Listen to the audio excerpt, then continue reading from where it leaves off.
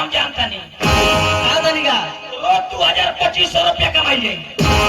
रोज ए यार ये कौन काम हो रोज 2000-2500 कमाई ले जानता नहीं कौन काम हो कौन काम हो चल चले के नरकटिया को स्टेशन पर स्टेशन पर का करा दे स्टेशन पर आ उमे जाके दुनु यार लो से मौका जाई उ सब हमरा से ना होई ठीक बा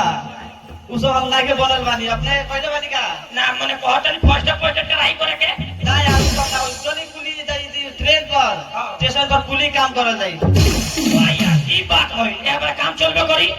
चले के पहले हम स्टेशन आया स्टेशन पर चल के कुली के काम को ये मेहनत वाला चलिए चलिए स्टेशन चलिए